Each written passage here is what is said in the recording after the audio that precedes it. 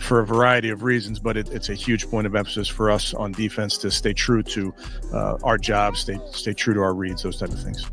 Now, why didn't you give Shedeur a game ball after the game? And I know you didn't give Dylan one either. Is it like you don't want to let rookies taste too much success too soon, or what was the No, I mean, every game you go into it, try and just highlight guys.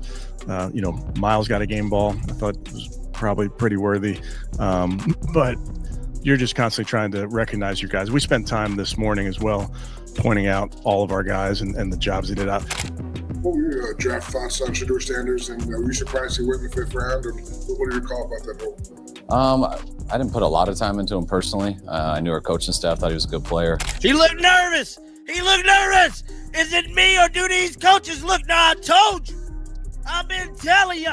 They look nervous every week. I mark my words, y'all. I'm starting right up here. I'm watching.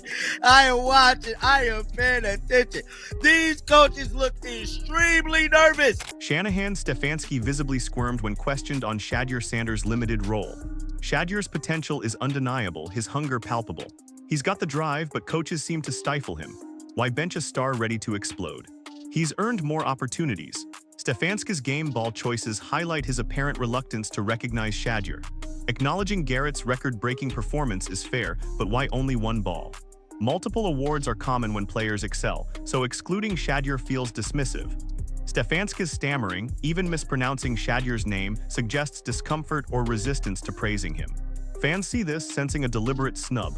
Shanahan, whose 49 ers face the Browns, also keeps Shedeur distant. Shanahan confessed he delegated Shedeur's evaluation to his staff. That detachment makes Shedeur seem unimportant, not a player with immense promise. Both Stefanski and Shanahan appear anxious when Shedeur plays, unsure how to manage his skill or the spotlight he commands. This anxiety reflects their own insecurity, not Shedeur's ability. Fans demand Shedeur get his chance, especially against Shanahan's 49 ers. Many suspect Stefanski dislikes Shedeur, a bias evident in his words and actions. He seems preoccupied with Shedeur's profile, missing his on-field impact. This erodes player confidence, seeing their coach not fully backing a teammate. Shedeur, however, remains focused, driven to prove himself weekly. It's obvious to everyone but Stefanski. Shedeur needs support, not indifference. As the Browns prepare to face the 49 ers, it's time to unleash Shedeur's talent, trusting the player they have. How much work and what was the work that went into Shedeur eliminating those deep lost sacks? Yeah, I thought he did a great job. The protection plan was really solid. We really had one sack for -3 yards on a coverage sack. We went max protection, didn't really have any underneath options, moved forward in the pocket with great ball security. So that's a great lesson for the young quarterback. And we took a sack, but it was just for -3. We maintained possession of the ball. He had great ball security throughout that. But you have great success over the course of a game by everybody being on the same page. That's a quarterback. Is Stefanski's glowing review of pass protection and Shedeur's ball handling truly genuine, or is it a smokescreen obscuring deeper issues? While Shedeur avoided crippling sacks, attributing that solely to the protection scheme is misleading. Shedeur's savvy pocket presence is key. Stefanski, however, emphasizes the plan, seemingly diminishing the quarterback's innate talent. Furthermore, Stefanski's constant emphasis on team-wide cohesion feels like a deflection of accountability. With greater confidence in Shedeur, fewer restrictive protections and play calls would be necessary. Shedeur is itching to expand his game, yet Stefanski's limitations stifle his development. The emphasis should shift from rigid strategy towards empowering Shedeur to command the offense. Oh, sure. We talk about a lot in that quarterback room, and certainly had a lot of discussions with all the quarterbacks in Shedeur on just our pocket movement, our pocket mechanics. When you have players that can escape the pocket and make big plays down the field, naturally there are going to be times where you then expose yourself to a pass rush.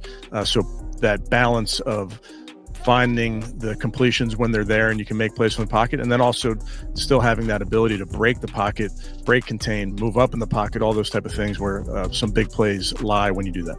Stefanski's explanation about pocket movement. Stefanski's pocket movement talk feels like intellectual fluff, saying nothing of substance. Naturally, mobile quarterbacks encounter standard pressure. The crucial absence is faith in Shedeur Sanders to boldly take risks for explosive plays. Stefanski's balance suggests fear of unleashing Shedeur's full potential.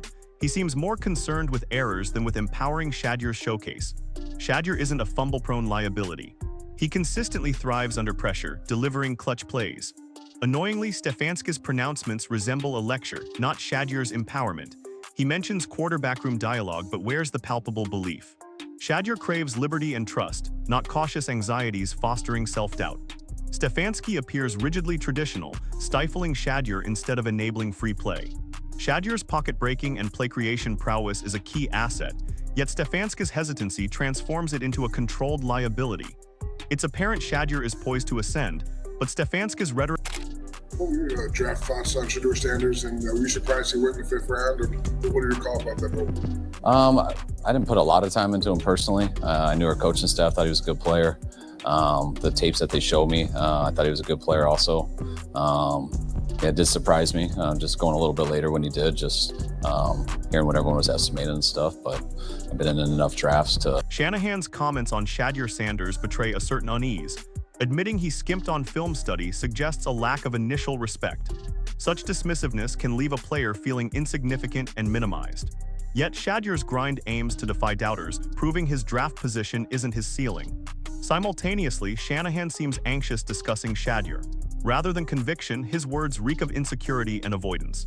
One senses a fear of Shedeur's potential, heightened by the upcoming Browns' 49ers clash. Shanahan's wavering commitment to Shedeur is palpable, revealing a reluctance to fully embrace the rookie's skill. All the while, Shedeur continues to demonstrate his worth and demand great... So Kyle Shanahan out the gate, telling everybody he was shocked Shedeur. Bro, everybody was shocked Shedeur went as late as he did. And what's even more shocking is not only did Shedeur go late, the Browns benched him. They benched him. So every team, look, this looks like a man that is concerned. I ain't just saying it. Let me blow this all the way up. Look at Kyle Shanahan's face. He don't want it. Shedeur pissed off. Shedeur been balling.